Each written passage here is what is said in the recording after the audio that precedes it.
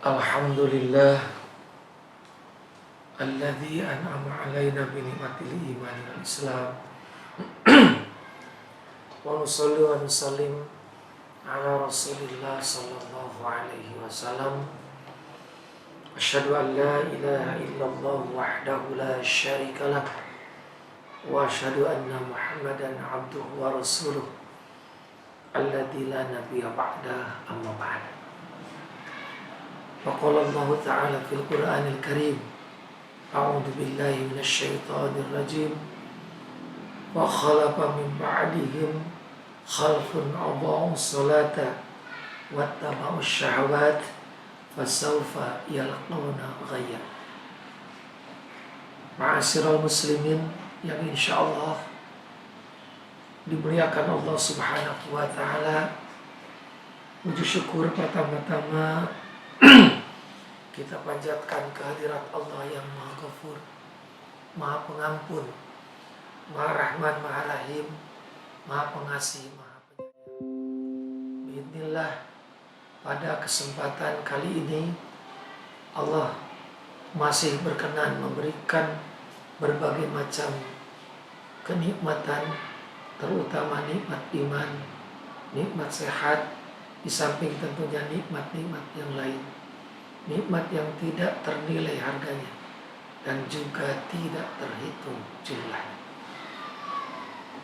Kita yakin akan janji Allah Subhanahu wa taala ketika nikmat-nikmat yang Allah berikan, yang telah sama-sama kita nikmati dan kita rasakan, kita syukuri dengan taat kepadanya, perintahnya dikerjakan, larangannya dijauhi, maka Allah berjanji, la azidannakum, pasti aku akan menambah nikmat yang lebih baik, lebih banyak dan lebih sempurna.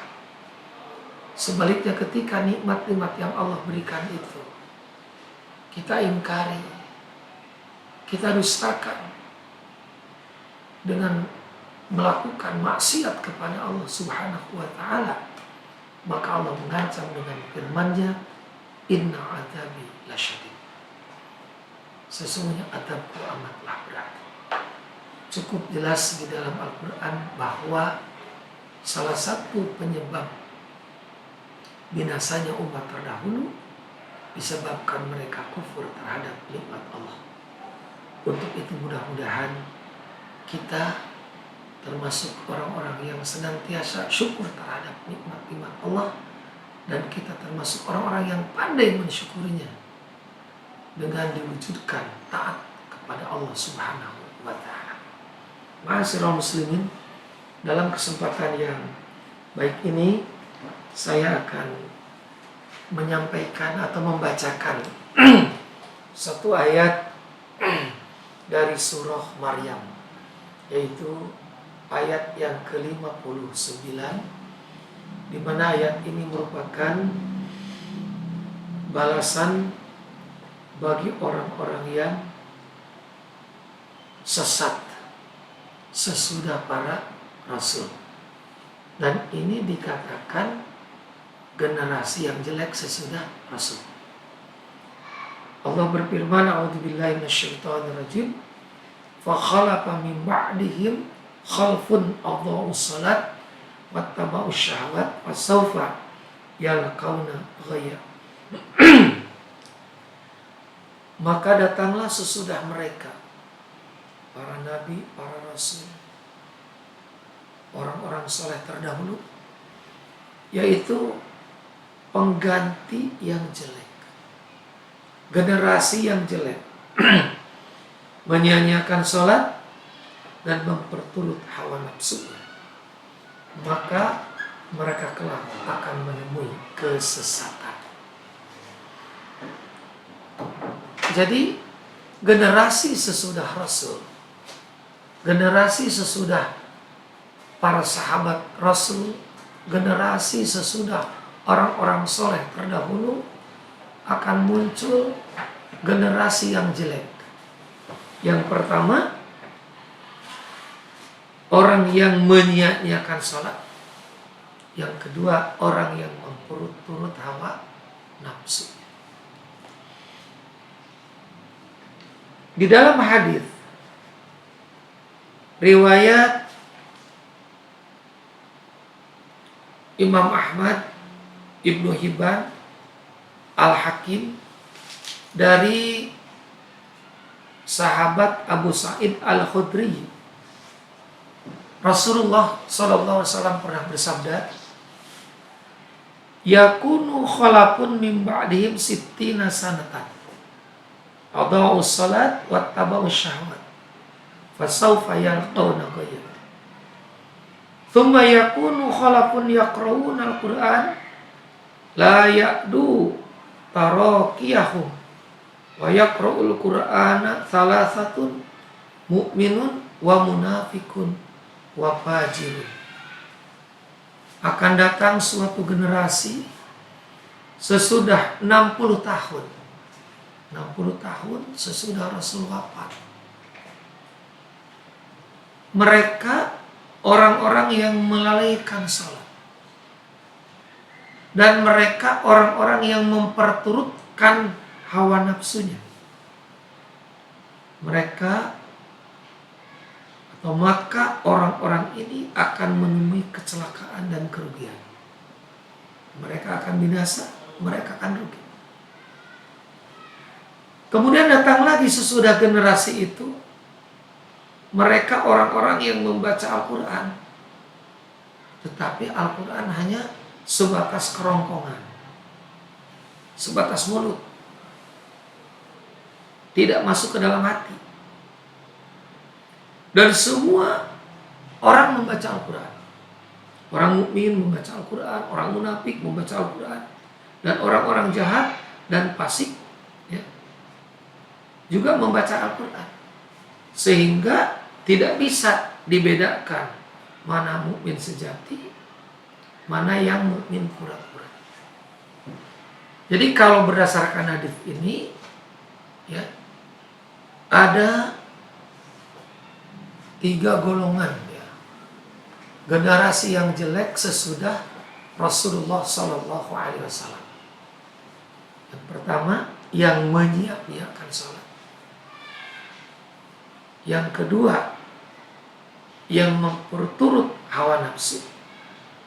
Yang ketiga, orang-orang yang membaca Al-Quran tapi hanya sampai di kerongkongan saja. Dengan kata lain, Al-Quran tidak menjadi petunjuk, tidak menjadi petunjuk, tidak dijadikan dasar hidup. Itu hanya sekedar dibaca saja. Nah, hadirin hamba Allah yang berbahagia. Lalu kemudian dalam hadis lain, riwayat Imam Ahmad dan Hakim dari sahabat Uqbah, saya haliku ummati ahlul kitab wa ahlul laban,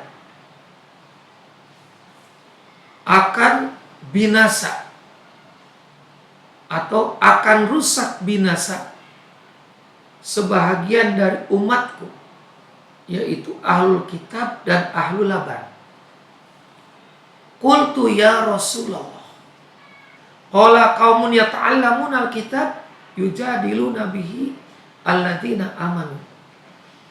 Ahlul kitab itu mereka orang-orang yang mempelajari Quran untuk berdebat dengan orang-orang mukmin. Wa ma ahlul laban, lalu siapa ahlul laban? Qala Rasul menjawab, qaumun yattabi'una syahwat wa yudi'una shalat, yaitu mereka orang-orang yang memperturut hawa nafsu dan mereka orang-orang yang atau salat, meninggalkan salat. Jadi hadirin hamba Allah yang insya Allah dirahmati Allah Subhanahu wa ta'ala, berdasarkan ayat dan hadis tadi, generasi yang jelek sesudah Rasulullah SAW yaitu ada 3. Yang pertama, mereka orang-orang yang atau salat. Yang kedua, yang memperturut hawa nafsu atau ittaba'us syahwat. Dan yang keempat, mereka orang-orang yang membaca Al-Quran, tapi Al-Quran pertama hanya sampai kerongkongan saja. Yang kedua, Al-Quran dipelajari untuk mendebat, ya, untuk mendebat orang-orang mukmin. Ma'asyiral muslimin yang insya Allah dimuliakan Allah Subhanahu wa ta'ala. Kita sama-sama tahu bahwa yang namanya sholat itu adalah merupakan ibadahnya para rasul, ibadahnya para nabi, ibadahnya orang-orang soleh. Kita ambilkan contoh, misalnya doa Nabi Ibrahim alaihissalam. Salah satu dari sekian banyak doa atau permohonan yang disampaikan oleh Nabi Ibrahim kepada Allah adalah salat.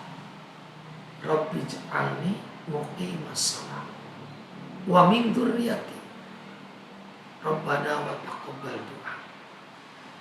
Jadi dari sekian banyak doa yang selalu disampaikan oleh Nabi Ibrahim kepada Allah adalah salat. Rabb, jadikan aku dan juga anak keturunanku orang-orang yang muqimah salat, orang-orang yang senantiasa langgeng melaksanakan ibadah salat.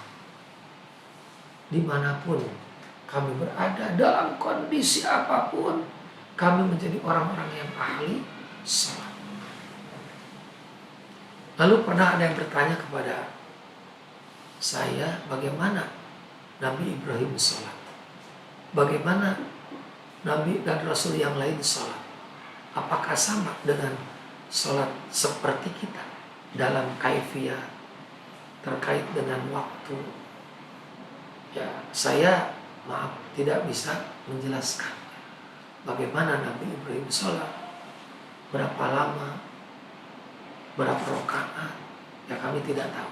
Tapi yang jelas Nabi Ibrahim dan juga nabi-nabi yang lain pun salat. Bahkan salah satu janji yang telah diambil oleh Allah dari Bani Israel pun adalah salat. Ya, aqimus salat wa atuz zakat warka'u ma'a raki'in. Nah, hadirin hamba Allah yang berbahagia tentang salat tadi. Jadi di dalam seperti yang sudah kita ketahui dalam hadis Al-Baihaqi misalnya, salat itu adalah merupakan tiangnya agama. Jadi tadi salat merupakan ibadahnya para rasul. Lalu kemudian di dalam hadis riwayat Al-Baihaqi, salat itu adalah merupakan tiang agama. As-salatu imaduddin. Paman aqoma faqad aqomadin. Paman tarakaha faqad hadamadin. Jelas bahwa salat merupakan tiang agama. Siapa yang mendirikan salat berarti ia telah menegakkan agama itu. Sebaliknya, siapa yang meninggalkan salat, ia telah meruntuhkan agama. Kemudian terkait dengan menegakkan, meruntuhkan, kadang-kadang kita prihatin saat ini ya.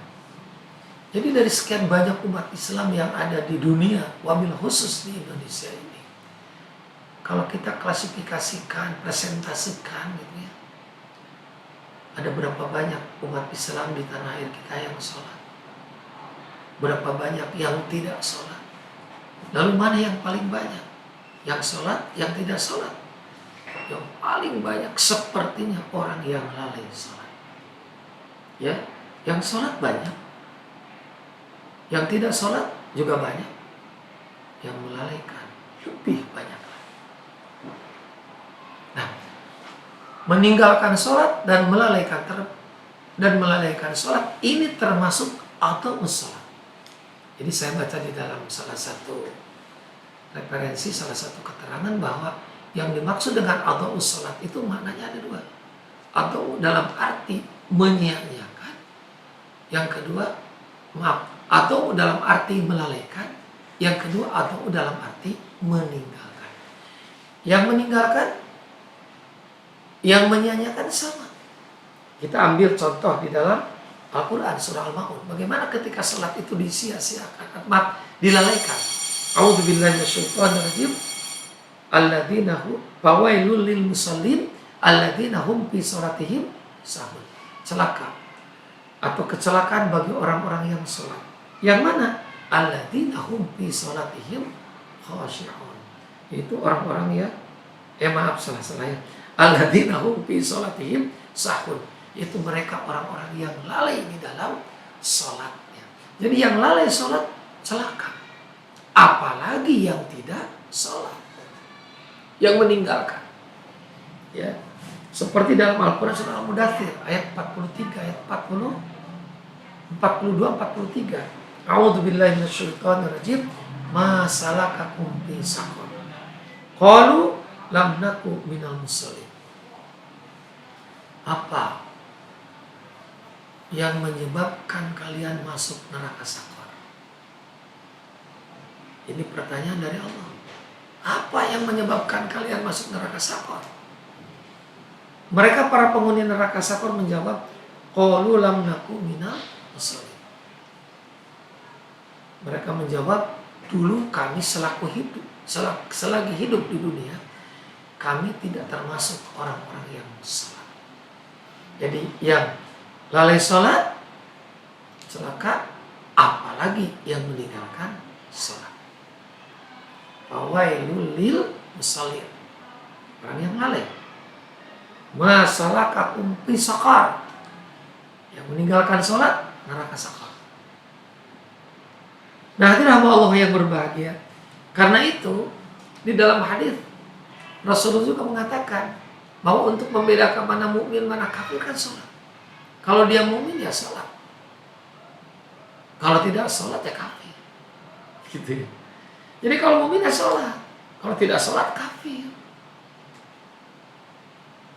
Ini makanya tidak mustahil ya. Ustaz Farhan misalnya punya saudara orang kafir, punya teman orang kafir. Kenapa? Karena dia tidak sholat. Jadi ketika kita punya teman orang yang tidak sholat, itu termasuk teman kita orang kafir.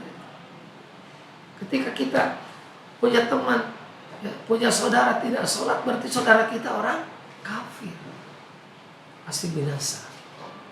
Ya. Lalai, begitu juga, apalagi meninggalkan adalah ghaya, kata Al-Quran tadi. Pasti mereka akan binasa. Mungkin di dunia tidak, tapi di akhirat. Ya, di dunia tidak, tapi di akhirat. Kemudian yang kedua, generasi yang jelek sesudah Rasul adalah ittaba'u syahwat. Mereka orang-orang yang memperturut hawa nafsu. Mengikuti hawa nafsu. Hawa nafsu menjadi idola, hawa nafsu menjadi dominan dalam segala hal.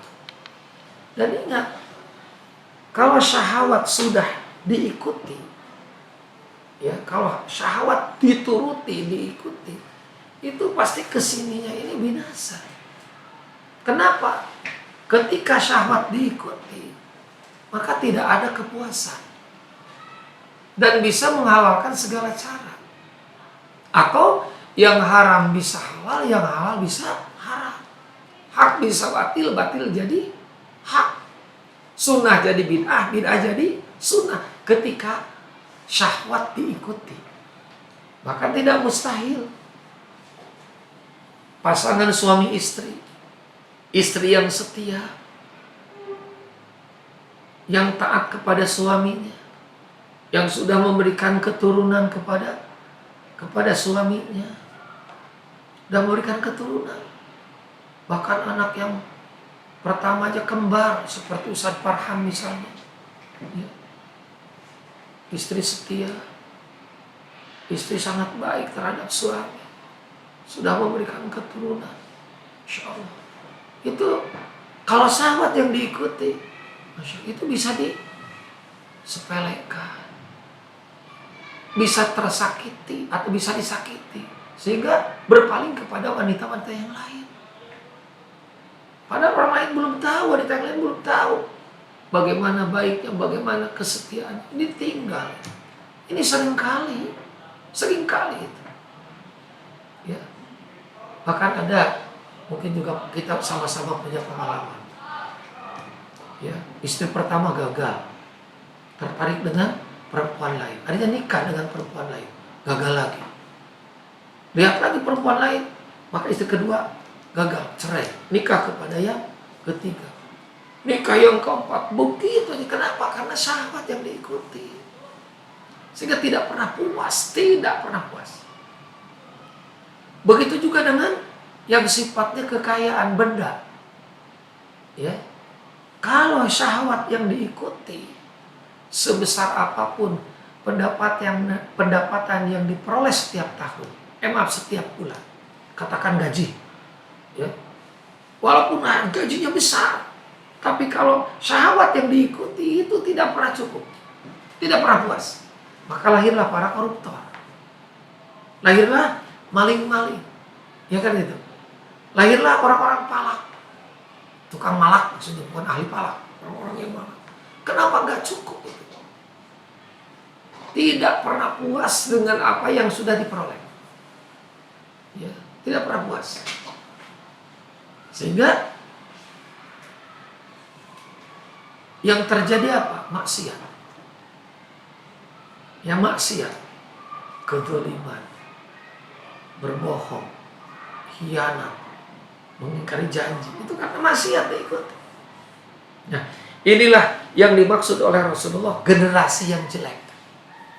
Sesudah para nabi, sesudah para rasul, sesudah orang-orang soleh.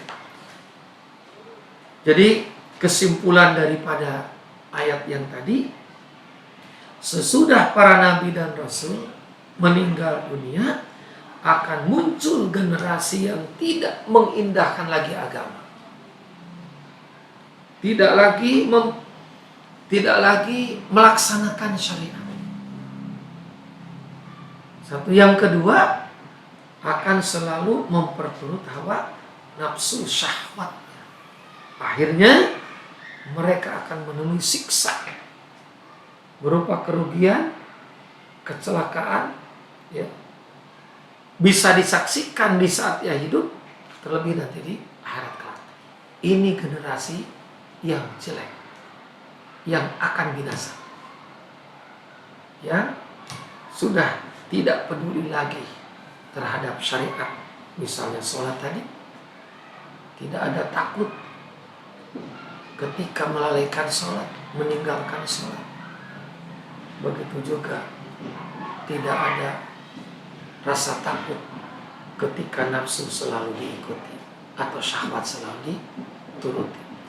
Mungkin ini yang bisa disampaikan dalam pertemuan kali ini. Insya Allah mudah-mudahan memberikan manfaat untuk kita semua, dan mudah-mudahan kita dan juga generasi sesudah kita adalah jauh dari sifat-sifat ini.